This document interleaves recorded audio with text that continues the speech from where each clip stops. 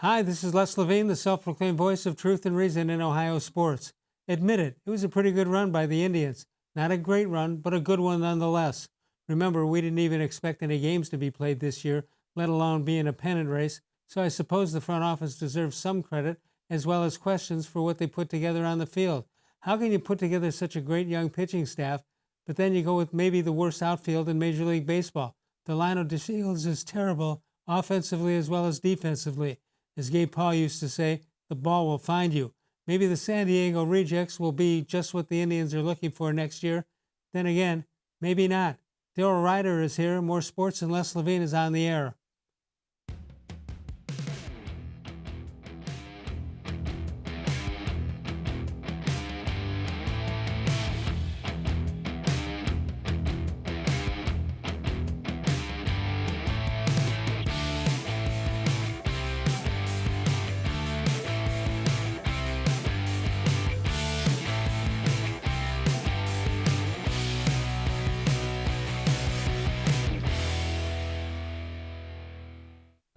From the worldwide headquarters of More Sports and Les Levine, it's a Thursday night. Good evening, everyone. Welcome once again to More Sports and Les Levine into its 25th consecutive season.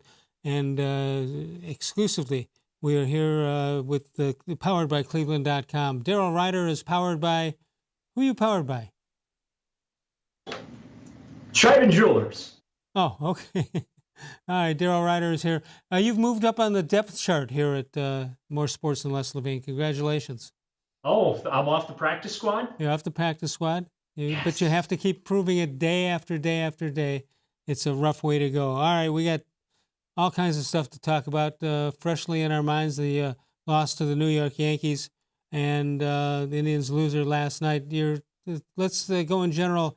What happened here in the playoffs, and before we get into what happens next year, what did you see that you liked as far as the representation was concerned? Well, I didn't like the pitching, that's for sure. I mean, pitching carried the Indians throughout this season, this shortened season that they played, and it just completely fell apart in both games. If you would have told me less than an elimination game that the Indians were going to score 8-9 runs off the New York Yankees, I would feel pretty good about their prospects of winning the ball game. But that just it did not happen. I love the fight in the team this year. Everything that they dealt with. But even last night's game, they fall behind and they found a way to come back, and they did it multiple times. But in the end, they just ultimately did not have enough to get over the hump. Why was that? Was it because all the teams in baseball had problems because of what was done with the pandemic, or just they weren't ready? They weren't ready for action. I think that they were ready. I just think that they weren't playing the Central Division anymore. You were playing the New York Yankees, and we all know, and we really found out in those two games just how really good and powerful that Yankee lineup was. And I don't think that they faced anything like that during the regular season. So I think it's a combination of everything, but it just they were clearly overmatched. But I give them credit; they hung tough. But I mean, I did not have Shane Bieber, who's going to win the Cy Young in the American League. I didn't have him giving up 7 runs. I had nightmares of Corey Kluber a couple of years ago when Corey won the Cy Young, and he absolutely got shelled during the playoffs. I didn't see that coming. I certainly didn't see them giving up as many runs as they did. But plain and simple, the pitching just was not there for them those 2 nights. Yeah, I know it's not a good sample size, but when you look at what the Indians put out there, they saw a whole bunch of Kansas City and Detroit this year and didn't see anybody in the East, whether it's the Yankees or the Tampa Bay, and that hurt them a little bit. But that's the way the games used to be played. You play at the World Series, that's the first time you see a team. That's probably the way it should be done. Yeah, I mean, look, you can only play whoever's on your schedule, right? And whoever was on their schedule, they won enough games to get themselves into the playoffs. They were able to, with that big run that they went on over the final week to 10 days of the season, they were able to elevate themselves to that 4th seed. They were barely hanging on at 7 and 8 there. They got hot at the right time, but maybe they expended a lot of energy doing that. I go back a couple of years ago, as you recall, Les, they won 22 games in a row, right? And we were all excited as we were getting into September, thinking that they were going to get themselves back to the World Series. And it turns out that they used up all their energy and they flamed out, similar to the Oakland A's years ago when the A's set the American League wins record. Same thing happened to them.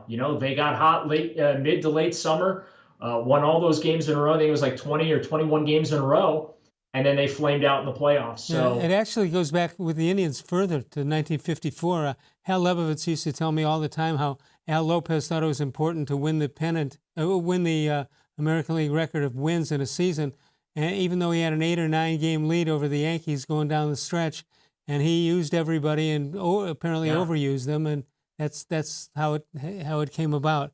On the other hand, now you have to figure out what you're going to do next year, and I don't think anybody knows unless it's a plan that's been in effect that has not actually been activated. But you got to make a Francisco Lindor decision, and I'm wondering if this has been a lightning bolt for the Indians in the last several years, and I'm now wondering if fans will accept it a lot more because Francisco, frankly, didn't play very well in the important games, elimination games in the last several playoffs. Yeah, and that's absolutely true. I mean, he's going to get a $300 million contract, but the fact of the matter is that over the last couple of years, as you said, Les, he has not shown up in the big moments. I know he had the double late in last night's game, but just when you look at the body of work in the postseason and in clutch situations, you didn't get a lot from him. So, and he talked about that today, that he understands that he did not do enough or nearly enough to help get the Indians over the hump. Disappointing, but it's what they say. You need your superstars to play like superstars. And unfortunately, at times in the playoffs over the years, Francisco Lindor has not played like the superstar that we know him to be. I wonder how much, not so much the contract, the expected contract to be a factor. I'm wondering whether it's switching from number 1 in the batting order to number 3 or whatever else they use. I wonder if that had more of an effect on him. Yeah, I don't know. It's human nature, right? His whole situation that he's dealing with, and he's constantly being asked about his future and wanting to stay in Cleveland. I don't think it's a matter of him not wanting to stay in Cleveland. It's a matter of he knows his worth and he wants to be paid his worth. And he looks at some of the contracts that are getting handed out around Major League Baseball. Mookie Betts' contract came up today in his conversation with reporters, and he looks at those numbers and rightfully so. He feels that he is worthy of that kind of money, and that kind of money I don't think is in the Cleveland Indians budget or coffers. So he's going to have to go elsewhere, and the Indians are going to have to make a very difficult decision that's not going to be popular with fans, and that is they're probably going to have to trade him this offseason. My staff did some extensive research on this, that when it comes to the postseason and how important the games are and coming down the stretch, we evaluated that Casey Blake did better than Francisco Lindor. Wow. Wow. That's quite a stat. Yes, it is. A factoid. 216-575-0403, Daryl Ruiter. Dangerous Daryl Ruiter. He doesn't look that dangerous to me. Look at him. What is this dangerous? It's because I happened to accidentally blow out a coworker's Achilles tendon during a pickup basketball game. Did he deserve it? No.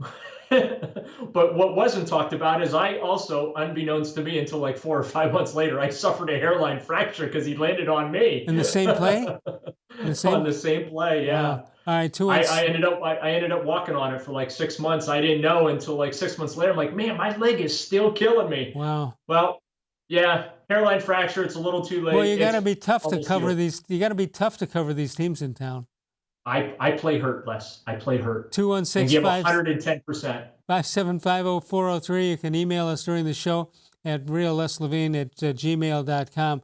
We're going to come back. We're going to continue to talk Indians here, and then we'll come back after that and go with the Browns. I understand they're playing on Sunday against the Dallas Cowboys. More Sports and Les Levine. More Sports and Les Levine continues in a moment, and it's powered by cleveland.com.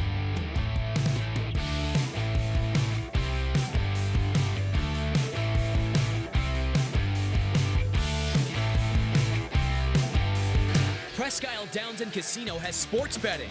Use one of our 50 state-of-the-art Bet America kiosks to place your bet and watch your favorite games on one of our many HD televisions or visit our sportsbook area. Only at Presque Isle Downs and Casino.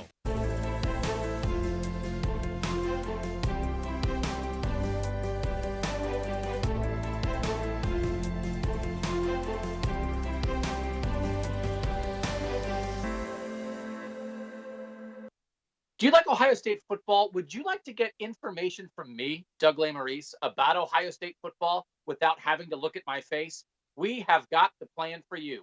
Become an Ohio State text subscriber through cleveland.com. You send a text, 614-350-3315. What do you get?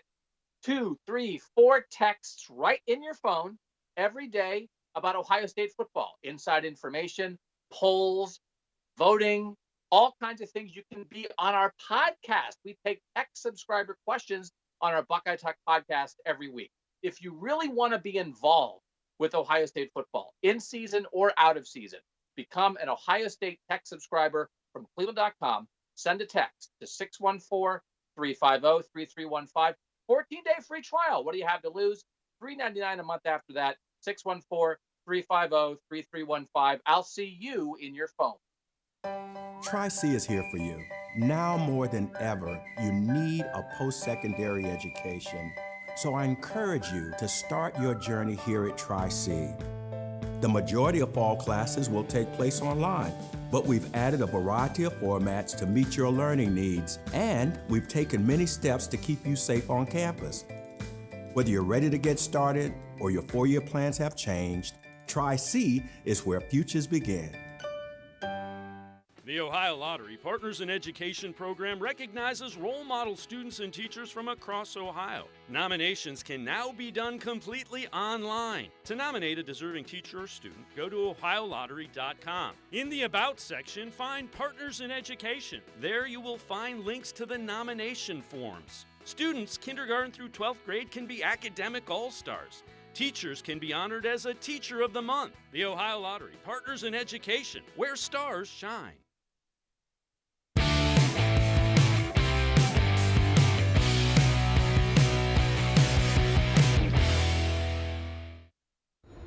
Well, I know the Indians all wrapped up in what was going on in the playoffs, Daryl, but then all of a sudden it ends. It's like they shut the door on you, and all of a sudden you don't have time to prepare anymore. You got to put stuff into action. And what the Indians have to put into action is to find out what they want to do with potential free agents, their own as well as somebody else. And they've got some names here that they got to make decisions on. Brad Hand, who I think most people think will be gone. Oliver Perez in that group. Carlos Santana.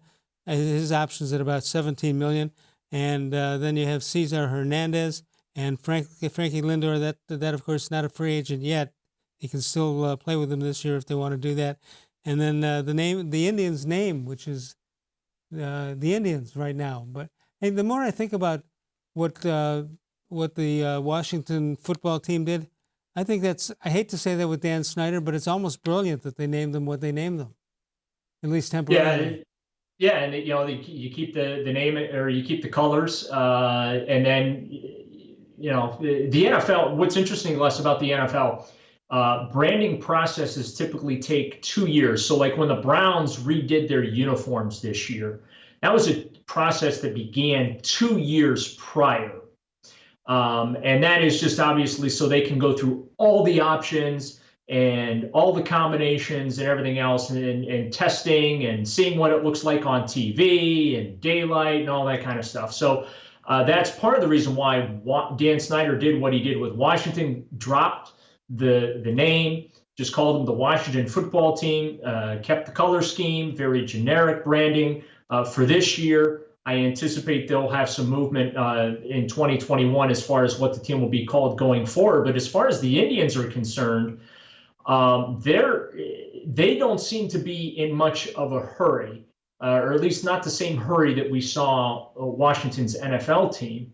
And I'm very curious as to why that is. Now, they have positioned it as they're, having conversations with everybody involved. They want to be sensitive to everybody.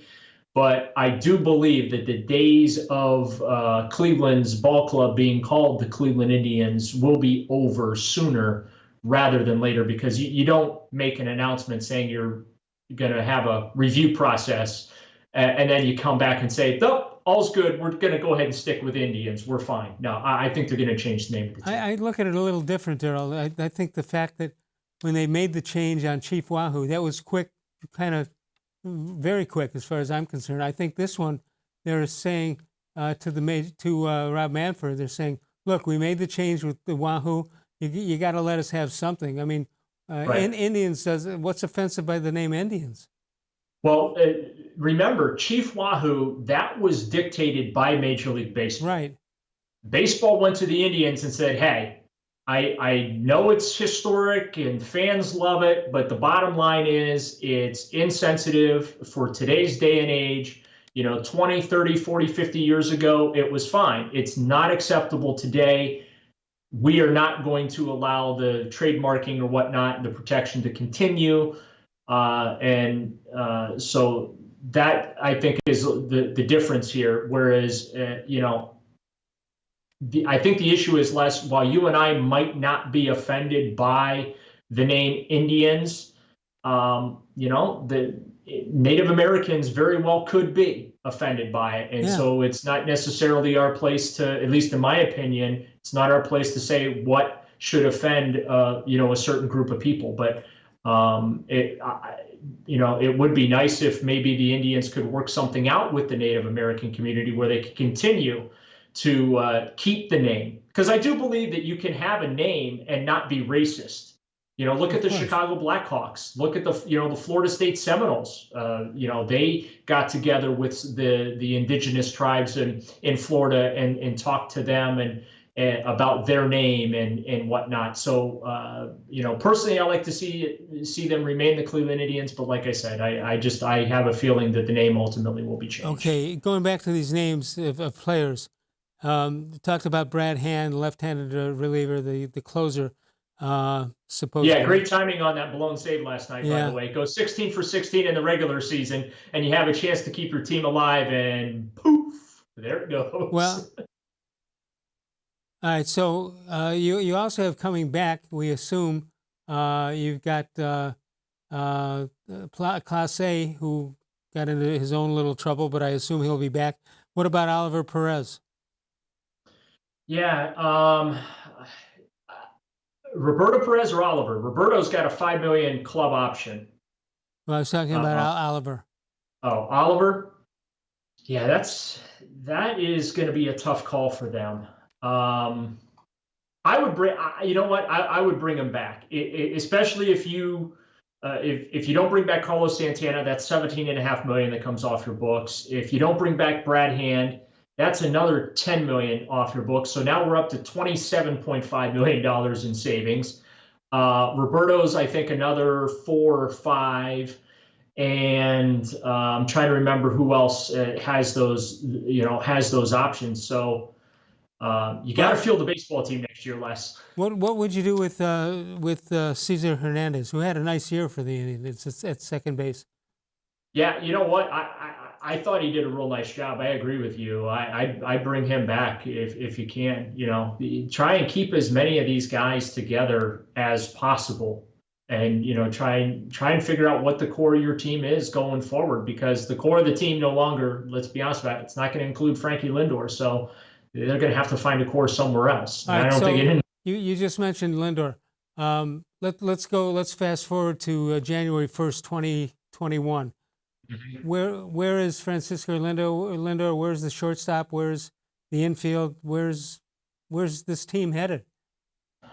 Yeah, I think that I think the Indians are going to try and rebuild this on the fly, Les. And I don't know that they're in a rebuild now necessarily, but I think that they're going to continue to do similar to what they did in the 90s. Remember in the 90s, Albert Bell left in free agency, right? They ended up trading Kenny Lofton, and then they ended up, bringing Kenny Lofton back later on in the 90s. But I think that it's going to be, similar to that. Manny Ramirez walked. Jim told me toward the end of that run, I ended up leaving in free agency. And then that's when the franchise kind of took a step back and had a couple of lean years before bouncing back and getting to the ALCS in 2007. But I think that Chris Antonetti, Mike Chernoff, they're going to try and rebuild this thing on the fly. So I can see them trying to spin Francisco Lindor into at least 2, maybe 3 players that they view as potential core players to build around and kind of keep this winning season streak that they've had going. All right, here's another question, though. You brought up Chernoff's name. I'm assuming that Antonetti doesn't want to go anywhere, but by now Chernoff must be chomping at the bit, and he will get offers. Do you think he goes and it has to be somebody, and they have somebody inside that they can move up, or they can try to convince him to stick around? Well, I think it all comes down to titles, Les. Technically, Chris Antonetti is the president of baseball operations, and Mike Chernoff is the general manager of the team, even though they work hand in hand together. Terry Francona's health, I think, is something else that will be a factor this offseason. Hopefully Terry can get healthy, but he wasn't able to manage the better part of this past season. So I think it comes down to titles, and right now they have the right titles in place to proceed with the front office intact as is. What do you think about Sandy Alomar Jr.? Did he do enough to keep the job if it's still available?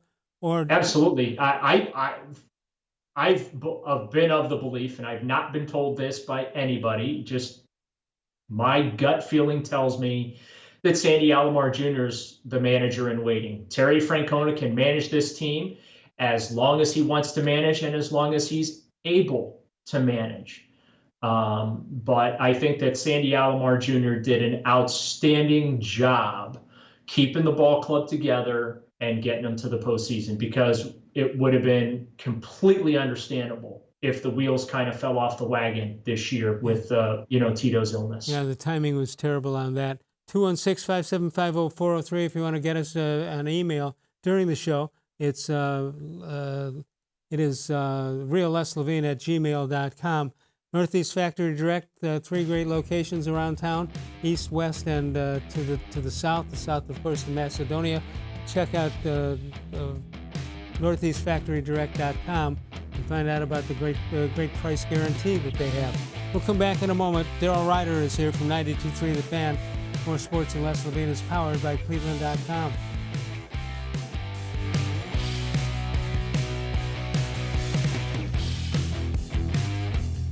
Transform your home for the holidays with an authentic Nature Stone garage floor. No more tripping on cracked, uneven concrete. Stop slipping on puddles and standing water. It's the safer, more beautiful garage floor that's easy to clean and never needs replaced. That's why it's backed by Russell's Promise. For a limited time, get more Nature Stone than ever before with up to half your garage floor free. Schedule your free cost estimate easily online today at naturestone.com to qualify for your free flooring. It's not just a floor.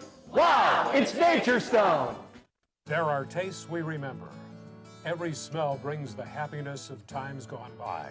Experience this every time you walk into Gallucci's Italian Foods. Whether you need lunch on the go, a catered party, or that perfect blend of wine, meats, and cheeses, Gallucci's has exactly what you're looking for. Straight from Mama's Kitchen for old world traditions or original experiences. From the tastes you remember to new flavors you'll never forget. Gallucci's is a tasty branch of your family tree. When it comes to selling you a mattress, most retailers are handing you a long line of extra steps that drive up costs and create confusion. At the Original Mattress Factory, we simplify the mattress shopping experience by building mattresses and box springs in our own local factories and selling them direct to you. It's short, sweet, and simply makes sense. So experience more than just the mattress store. Experience an original, the Original Mattress Factory.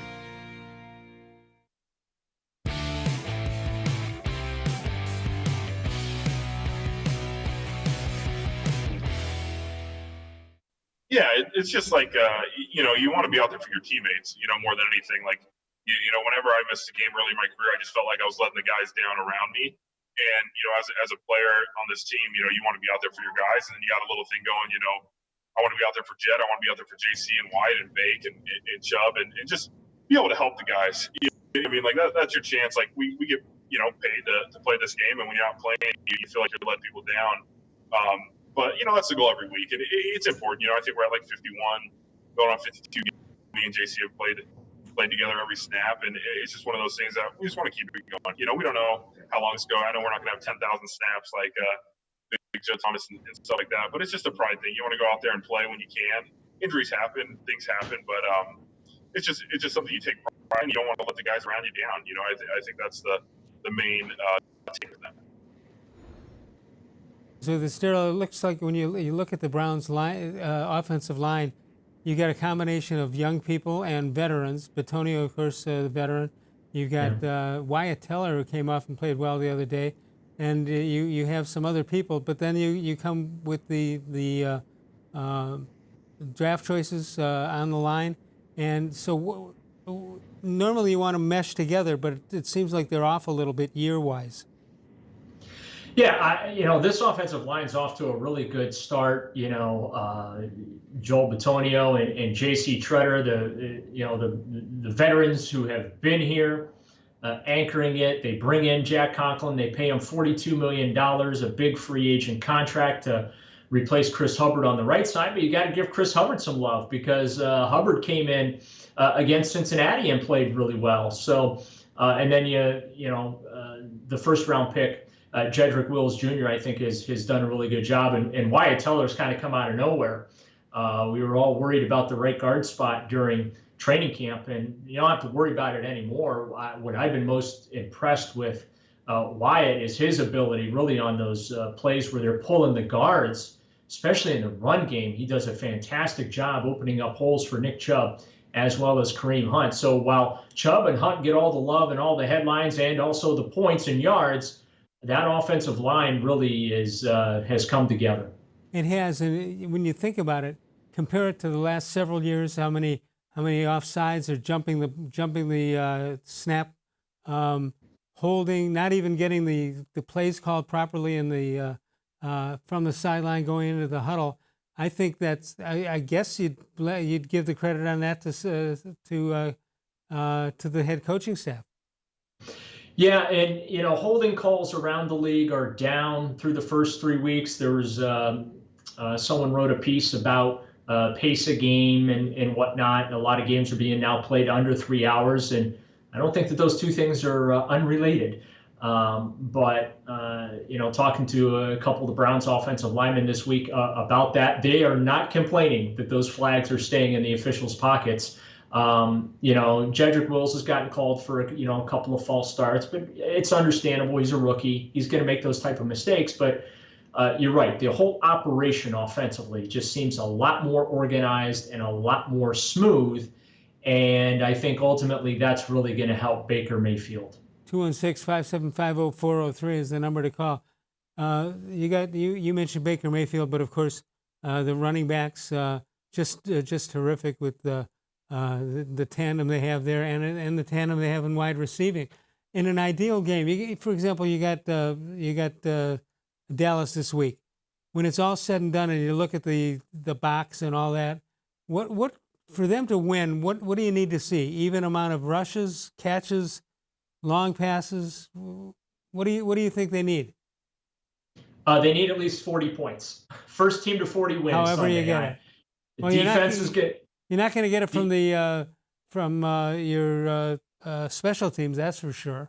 Oh no, losing JoJo Natson, that was pretty devastating. Right. But when I look at this offense, Les, and what they've done, the last two games, both victories, Baker Mayfield's thrown it 23 times.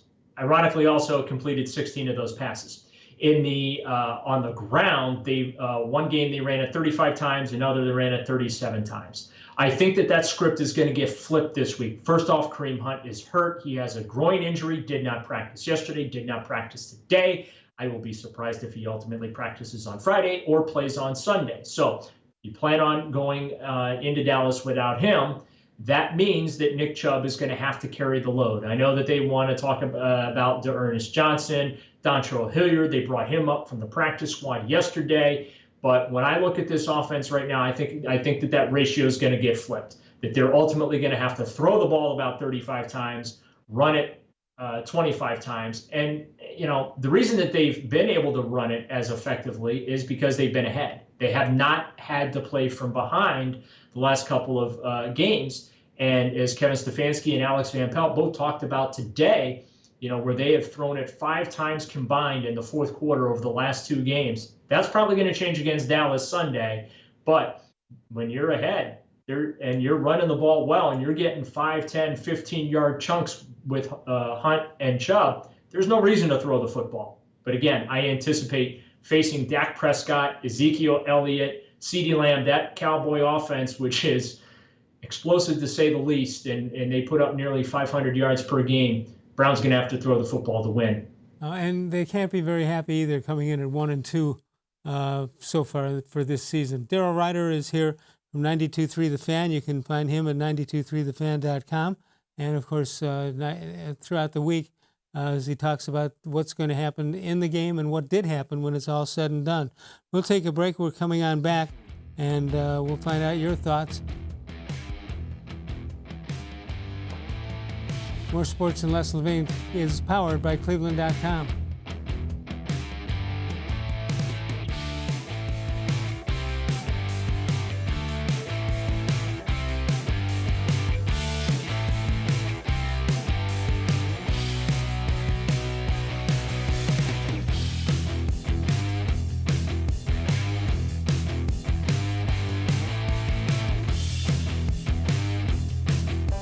We're living in uncertain times, but you don't have to put your future on hold. At Tri-C, you can move ahead while staying safe and saving money. The majority of fall classes will take place online, but we've added a variety of formats to meet your learning needs, and we've taken many steps to keep you safe on campus. Whether you're ready to get started or your four-year plans have changed, check out Tri-C's programs and resources, because Tri-C is where futures begin. Well, hello, everyone. Let me tell you a little bit about Brown's Football Insider. For only $3.99 a month, you can get text sent right to your phone each day from me, Dan Lobby, Scott Pasco, and Ellis Williams. In addition to that, you'll receive a Football Insider newsletter every day with special things from us, things that you won't see anywhere else on the site. You'll get breaking news, analysis, features, film breakdown, and things like that. Texting us directly gives you a great chance to cut through the clutter of Facebook, Twitter, other social media, and avoid the trolls. Also, it's the only way to get your questions on the Orange and Brown Talk podcast. So why should you sign up? Try a 14-day free trial. You can cancel at any time. All it takes is one text, but you won't want to cancel. We have hundreds of subscribers join us over the last year. They love it and have stayed with us. We're seeing the Football Insider community grow every week. And it's only $3.99 a month, which is less than 14 cents a day. What I like most about Football Insider is the opportunity to connect with you one-on-one and really communicate with you. So how can you become a Football Insider? You can click on cleveland.com/Browns, the blue banner at the top of the page. Or easier yet, text me at 216-208-3965. Again, that's 216-208-3965. It takes attention to detail. With your local Bryant dealer, you're getting more than just a technician. You're getting someone who pays attention to your needs and the little things that make a big difference. It takes a dealer you can rely on. And to keep your family warm this winter, here, let me show you how this works. It takes Bryant. Bryant. Whatever it takes. And to keep your family comfortable, it takes Smiley One Heating and Cooling. Find them at smiley1.com.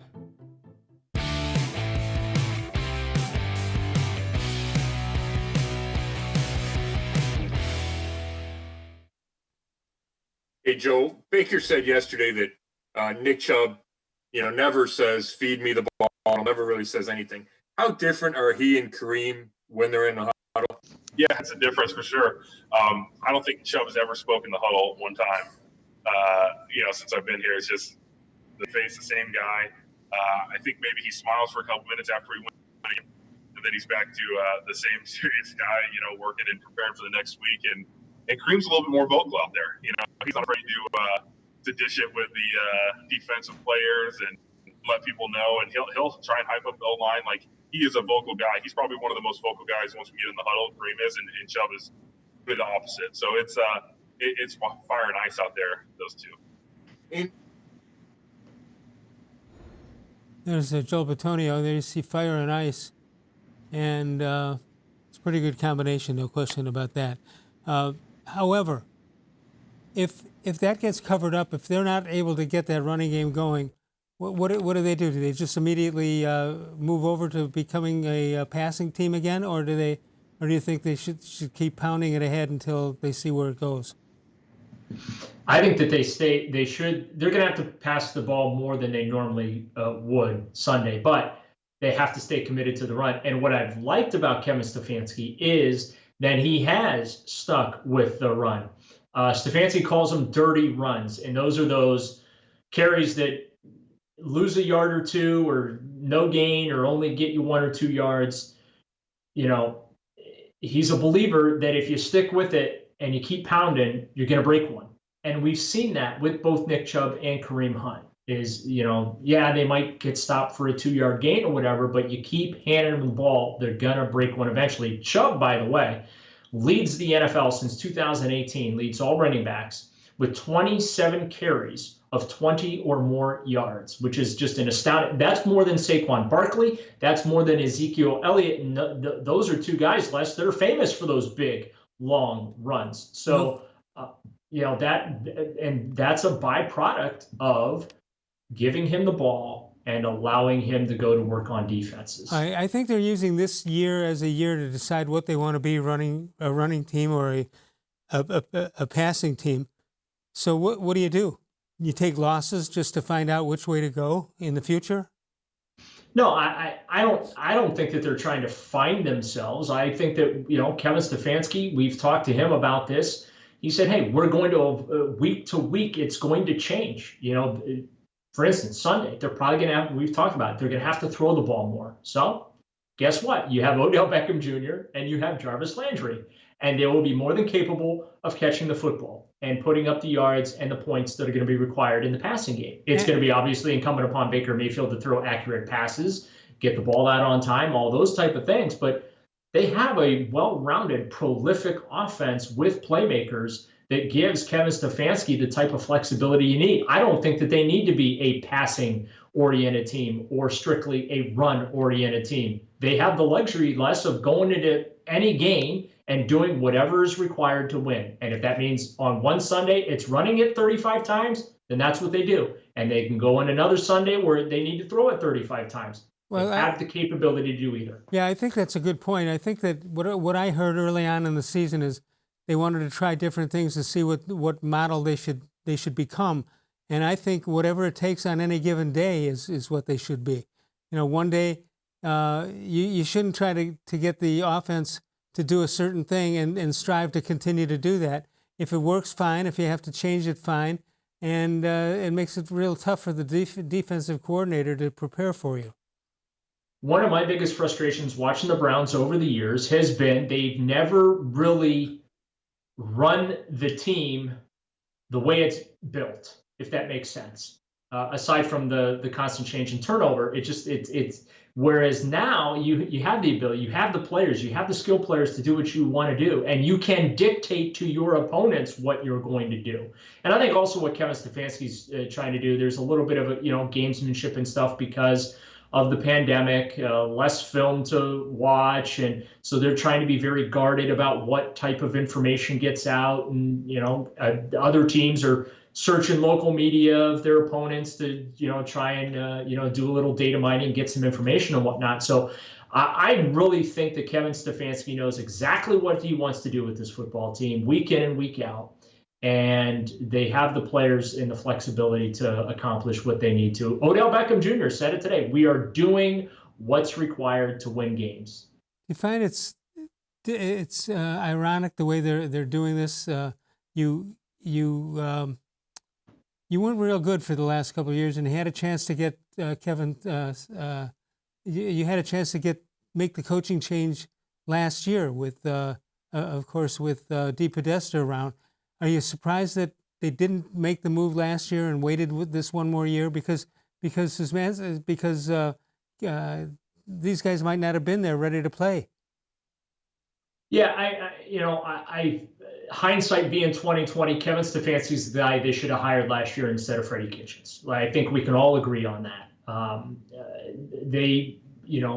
John Dorsey, the former GM, got caught up in the hype and the Freddie and Baker relationship and all that, and we learned the hard way that Freddie Kitchens was not ready to be an NFL head coach, whereas Stefanski has shown that he is ready. And I think that, we've talked about in the past, I think he's handled this pandemic and how the organization has handled it has been top notch. It really has. No excuses. They're 2-1 after a disastrous week 1 loss in Baltimore that they quite frankly got their clocks cleaned and they looked completely unprepared. They come back 4 days later, play a great game against the Cincinnati Bengals. Then they follow that up 10 days later with a strong win against another opponent that they should beat in the Washington football team. Yeah, so I'm not going to complain about wins, Les.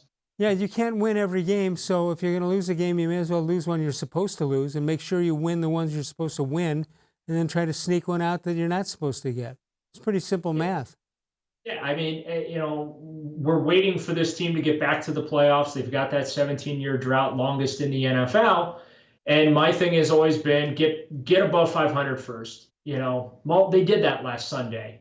For the first time in 84 games, the Cleveland Browns now go into a game above 500.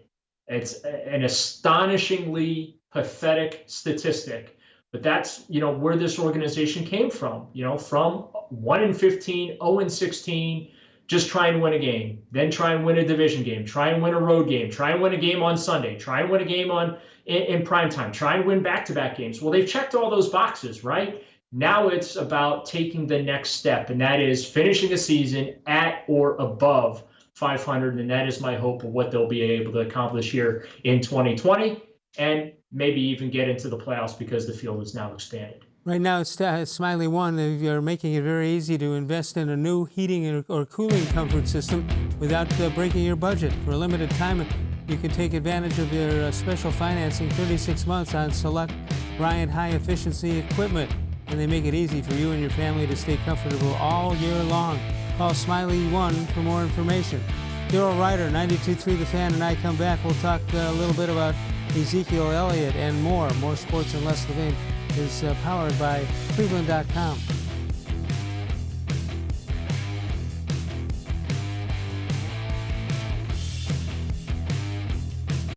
Transform your home for the holidays with an authentic Nature Stone basement floor. Add more livable space, inhibit the growth of mold and mildew, and improve air quality for your family. It's the healthier, more beautiful basement floor that's easy to clean and never needs replaced. That's why it's backed by Russell's Promise. For a limited time, get more Nature Stone than ever before with up to half your basement floor free. Schedule your free cost estimate easily online today at naturestone.com to qualify for your free flooring. It's not just a floor. Wow, it's Nature Stone.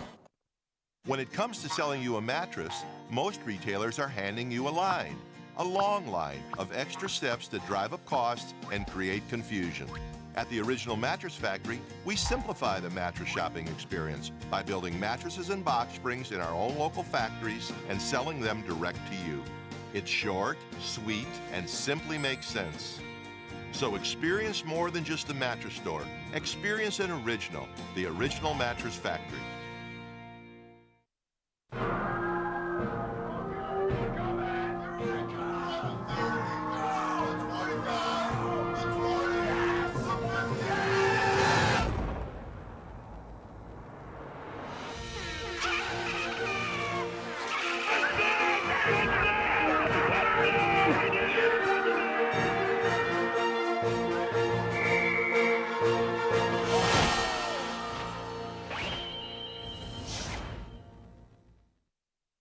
Presque Isle Downs and Casino has sports betting. Use one of our 50 state-of-the-art Bet America kiosks to place your bet and watch your favorite games on one of our many HD televisions or visit our sportsbook area. Only at Presque Isle Downs and Casino.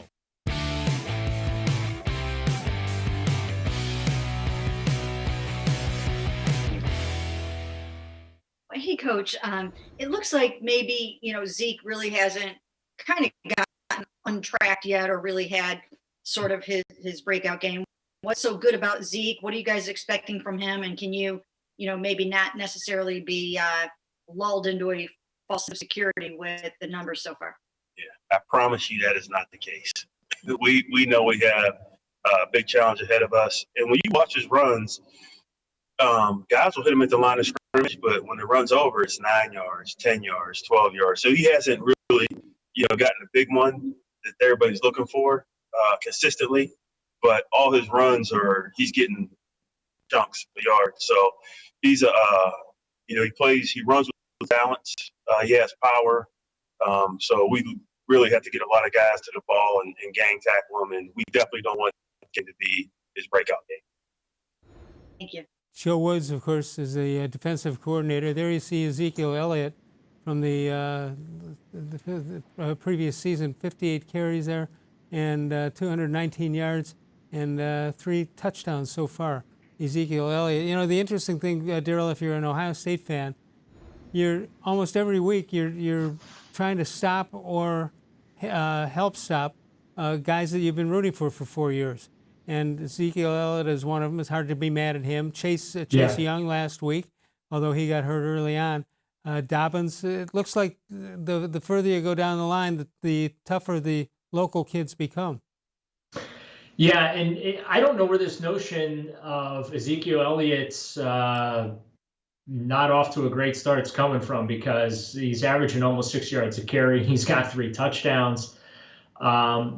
His longest run, though, and I think that if it's coming from somewhere, it's the fact that he hasn't had that 30, 40, 50-yard touchdown run that we've become accustomed to seeing. I think his longest run so far this year is 15 yards. But as you heard Joe Woods talk about there, Les, when he gets the ball, he still punishes defenses. And, the Browns are going to have to be very, very careful going against them. But yeah, you're right. It's I'm a Buckeye fan. I love watching all these guys that go through the program and follow their careers when they get to the NFL. It's always fun being in Indianapolis for the Combine and seeing those guys up close and personal, because I don't cover the Buckeyes, so I only know what I see on television about them. But to get to talk to them and kind of get to know them a little bit, and then see them have successful careers in the National Football League. It's pretty fun. So what do you expect from the Cowboys and what they're going to do this week as they take on the visiting Cleveland Browns? Well, I think that, that offense, 490-plus yards average per game. They're well over 30 points per game average. I said it earlier, I stand by it. Defense optional, first team to 40 wins. That's where I have the bar for Sunday. They're going to play shirts and skins then? No. It's a basketball thing you're talking about. I was going to say, I don't think you can play shirts and skins in the National Football League. I brought this up the other day with Baker Mayfield, and the fact that, he was Texas kid in Oklahoma, played in Oklahoma and all. And I wonder if the juices will be pumping a little bit more with this game at Dallas, and if that's a good thing or a bad thing. Well, there's a couple of guys that, you got Baker. Myles Garrett grew up in Arlington, Texas. So this is, I think, going to be a fun one for him. Odell Beckham Jr., because of his time with the New York Giants and that natural rivalry with the Cowboys and all the big games he used to have against them, although Beckham told us today that he doesn't consider them, or he doesn't have any hard feelings with, Dallas or whatnot. But, this is going to be a fun game to watch. I think fans will be highly entertained. We'll see if the Browns have enough to ultimately come out on top. But you want to talk about homecomings. And remember, too, Baker, I believe, when he was at Oklahoma, played at AT&T Stadium, a.k.a. Jerry World, too. Yeah, well, it's going to be interesting. And as I said before, that they now, as you look at the schedule versus the schedule game you guys used to play, they've won the games they're supposed to win. They've lost the games they're supposed to lose. Now is the time to think about sneaking one out on the plus side. This is absolutely winnable for them. Absolutely winnable. But again, the offense is going to have to continue to do what they've done the last couple of weeks, and they might have to go above and beyond that. It would be great if you could keep away, and you can do what you did the previous 2 fourth quarters, and that's basically run it 15 times. Because your best defense, in my opinion, against the Dallas Cowboys is your offense. Let's be honest about it. The Browns defense, it's not been up to par the first 3 weeks. They got a lot of guys dinged up. Denzel Ward did return to practice today. He was limited. Greedy Williams, probably not going to see him as he's still dealing with that shoulder injury. I just think that the offense is probably going to have to carry the day for the Browns if they're going to win. All right, we got one more segment to go. If you'd like to get in and have a question for Daryl, now is the time to do it. 216-575-0403 is the number to call. We'll come back in a moment. More Sports and Les Levine is powered by cleveland.com.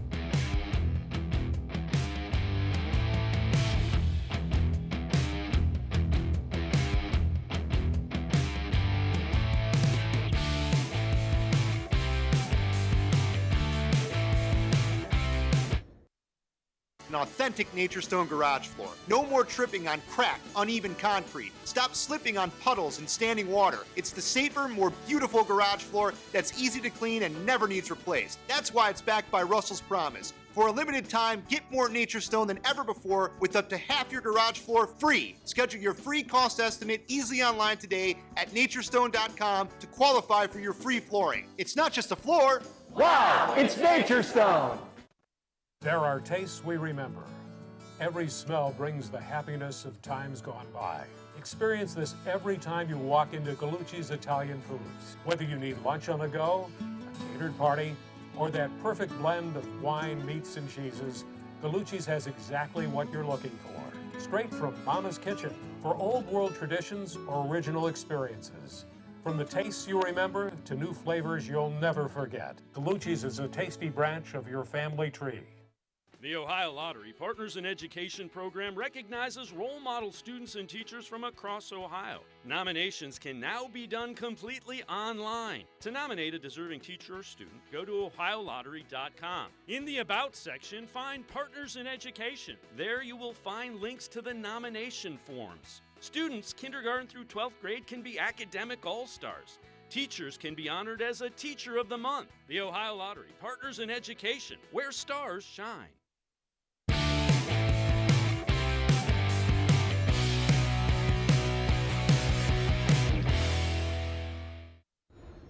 Here you go. This date in sports history, 1975, the Thrilla in Manila. Muhammad Ali stops Joe Frazier in 14 rounds to retain his WBC heavyweight title. Congratulations to him. What a great, for being a zillion miles away, the fact that they could put that one on from a PR standpoint is unbelievable.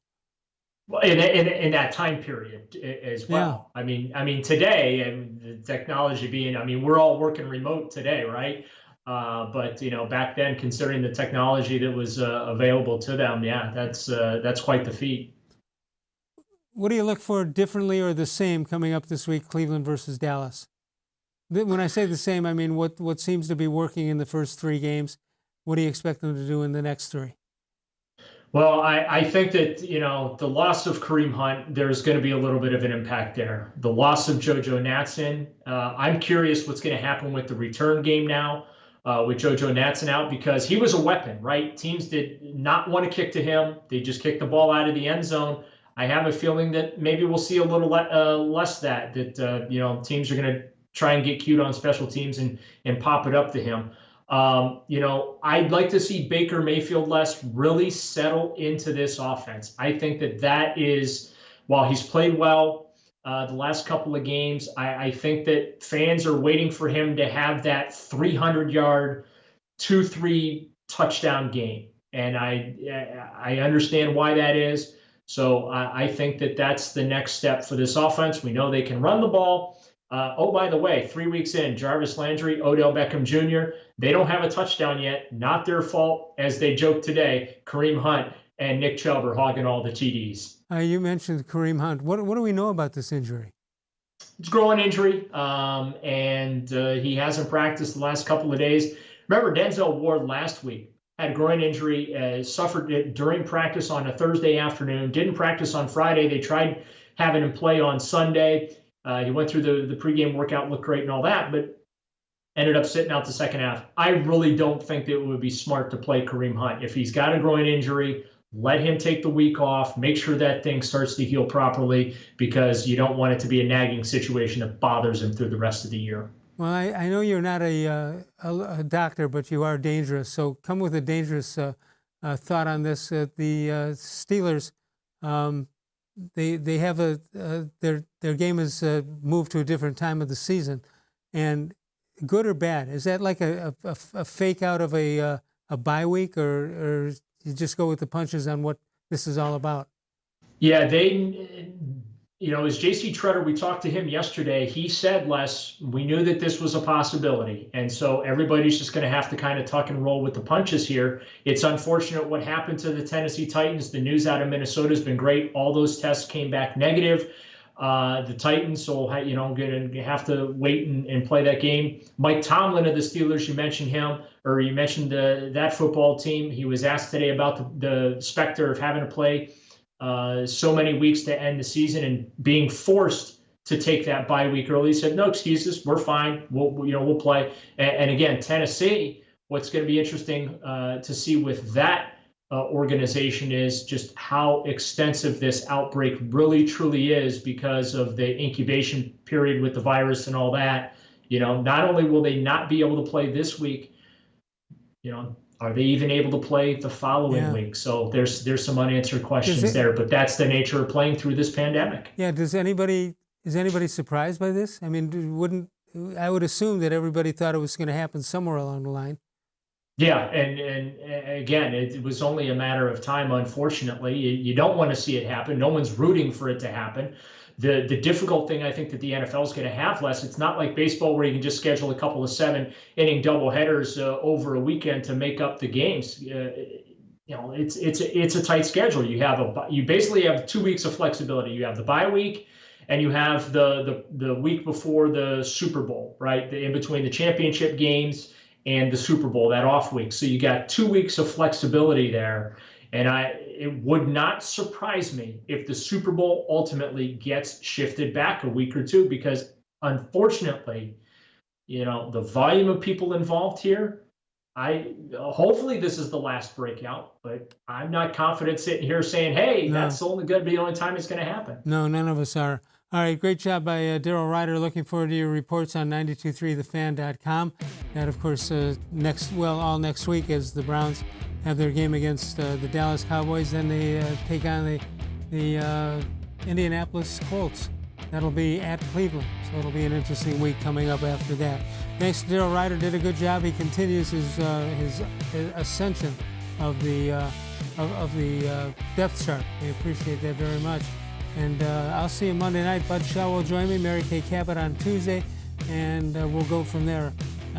Dennis Maniloff on Wednesday of next week. Of all the shows I've ever done, this was the most recent.